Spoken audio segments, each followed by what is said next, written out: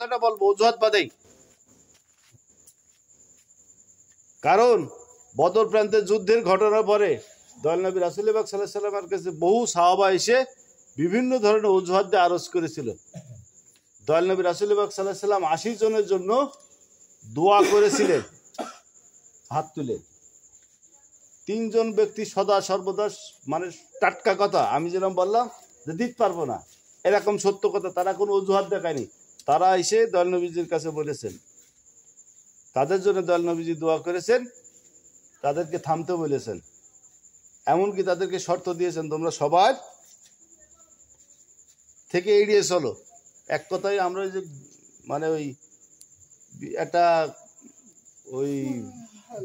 একটা গ্রামে ওই যে সাধারণত একজনের সাথে হচ্ছে না, সবাই মিলে এক ঘরে করেছে না, তা সাহাবাদের ভিতরে এমনকি সালাম বিনিময় হতো না। তিনি যদি সালাম দিতেন সালামের উত্তরও কেউ দিত না, এমন অবস্থা হয়ে গিয়েছিল। তাদেরকে বললেন অপেক্ষা করতে। 10 দিন আগে বললেন তোমরা তোমাদের স্ত্রী ছাড়া দূরে থাকো, মানে স্ত্রী থাকতে পারবে কিন্তু তাদের সাথে কোনো সম্পর্কে লিপ্ত হতে পারবে না, এটা দয়াল নবী রাসূল পাক সাল্লাল্লাহু আলাইহি ওয়াসাল্লাম বললেন। পরবর্তীতে তাদের জন্য দয়াল নবীজি সুসংবাদ দিলেন, আল্লাহ পাক তোমাদেরকে ক্ষমা করে দিয়েছেন। তাহলে এই 80 জন উত্তম না এই 3 জন উত্তম? 3 জন উত্তম। তাই বলছি, সুসংবাদটা পেতে হলে সত্য কথা বলতে হবে। আমার কথা বোঝা গিয়েছে? দিতি চালি বলবেন দেবো, আর দিতি না চালি তাও স্পষ্ট করে বলবেন যে আমি দেবো না, অন্তত সত্য কথাটা বলা হবে। আর সত্যবাদীর পক্ষে সদা সর্বদাই আল্লাহর নবীগণ রাসূলগণ আল্লাহ পাক নাকি। আমার কথা বোঝা গিয়েছে? খেদমত দিতে হলে স্পষ্ট করে বলবেন যে আমি খেদমত দেবো, আমাদের টার্গেট দিয়েছে সেই টার্গেটটা পূরণ করবো। দেবো না ভাই বলবো পারবো না, আমি এই খেদমত টার্গেট পূরণ করতে পারবো না। আপনি চাকর পার্টি করতে হলে সদা সত্য কথা বলতে হবে। মিথ্যা প্রতিশ্রুতি যদি আপনি দেন তাহলে যে কোনো মুহূর্তে আপনি ঝরে যাবেন, এতে কোনো সন্দেহ নেই। আর বিশেষ করে যারা নেতৃত্বে আছে তাদের তো কোনো প্রশ্নই আসবে না, কারণ তারা সত্যটা সেই সময় জানার পরও সেই কাজটা করতে পারবে না, সে অটোমেটিকলি করতে পারবে না। কেবলাজান বলছেন হাসরের ময়দানে তারা আমার কাছে আসার জন্য চেষ্টা করবে, অথচ আল্লাহ পাক তাদের সামনে একটা অদৃশ্য পর্দা ফেলে দেবে। আপনি হুকুম মানতে চাইলেও অদৃশ্য পর্দা আপনার জন্য রেডি আছে, যারা এরকম নয়ছয় করেন তাদের জন্য। তো যাই হোক, অনেক রাত্রে হয়েছে, অনেক আলোচনা হয়েছে। সর্বোপরি হিজবুল্লাহ ইমামের যে পবিত্র হুকুমগুলো, সেই পবিত্র হুকুমগুলো আমরা প্রত্যেকটা মানুষের কাছে পৌঁছে দেবো। মহাপবিত্র বিশ্ব ফাতিহা শরীফ ওরসে খাস আগামী দিন, আগামী মুহূর্ত আপনার আমার জন্য কি বইয়ে নিয়ে আসছে, এটা আপনি আমি কেহ জানি না। একমাত্র আপন মুর্শিদ ছাড়া আর কেহ তাহা জানে না।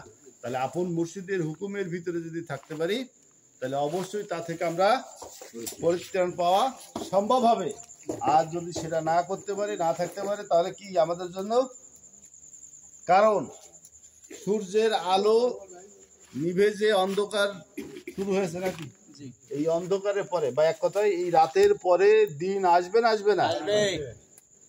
তাহলে আমি এই রাতেই যদি শেষে যে দিনের আলো কি আমার চোখে পড়বে? হিজবুল্লাহ ইমামের হুকুম যারা মানছে না তারা কি ওই আলোর দেখতে সন্ধান পাবে? কোশ্চিন কালো পাওয়া সম্ভব না। তাই স্পষ্ট করে বললাম, আপনারা সেইভাবে হিজবুল্লাহ ইমামের প্রেমে উদ্বুদ্ধ হয়ে বিশ্বলি খাজা ফরিদপুরীর বেসালাত দিবসে মন প্রাণ উজাড় করে খেদমতে পরিপূর্ণ করে তার কদমে যে দয়া রহমত বরকত আপনাদেরকে নিয়ে আসতে হবে। কারণ আজ আমি আছি, কাল থাকবো না। কিন্তু এইটুকু মাথায় রেখেন, আমি এখানে যে অবস্থানে, যে আমার যে চরিত্র নিয়ে আমি আপনাদের সামনে গিয়ে দাঁড়িয়ে আছি, তার থেকে উত্তম চরিত্রের লোক এই জায়গায় আসবে, এইটাই মাথায় রেখেন। আমার থেকেও 1000 গুণ উত্তম চরিত্রের লোক এই পদে আসবেন, এটা মাথায় রেখেন। ভেবেন না যে আজ উনি চলে যাবে, কাল যে আসবে তার ভাঙে ছিঁড়ে খাবো না। এটা হচ্ছে জাকের পাটির পথ। এই পথ আল্লাহ পাকের আসমান রাজ্যে আগে লিপিবদ্ধ হয়, পরে জমিনে বাস্তবায়ন হয়। তা ভেবে নিয়েন না যে আপনার নাম লিপিবদ্ধ হয়ে রয়েছে বিধায় ওটা পরিবর্তন হবে না, যে কোনো মুহূর্তেই ধস নেমে যাবে। কারণ আমার কর্মের ভিতরে যদি সেই গুণাবলীগুলো এসে যায় তাহলে নিশ্চিত ধর্মে ধরেই ফেল দেবে। কারণ কেবলাজান তাই একটা বিষয়ে আলোচনা করতে যে বলছেন, কিছু মানুষের নাম জাহান্নামে লেখা রয়েছে আর কিছু মানুষের নাম জান্নাতে লেখা রয়েছে।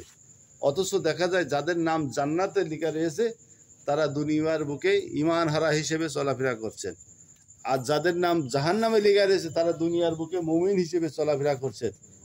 এই বিষয়ে তাই কেবলাজান বলছে যে বাবা, এই মুমিন যারা এখন রয়েছে তারা জাহান্নামে চলে যাবে, তাদের শেষ অবধি কর্মকাণ্ড এমন একটা অবস্থা এসে যাবে তারা জাহান্নামের অধিবাসী হয়ে যাবে।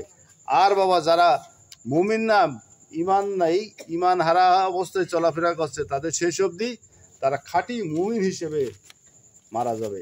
তাই কার কখন কি হবে বলা যাবে না। আজ আমি এখানে আছি, কাল থাকবো না, আগামী মুহূর্তে থাকবো না, কিন্তু এই জায়গায় যে আসবে মাথায় রেখেন তার কিন্তু আমার চেয়ে 1000 গুণ চরিত্রের গুণাবলী ভালো থাকবে, এটা মাথায় রেখেন।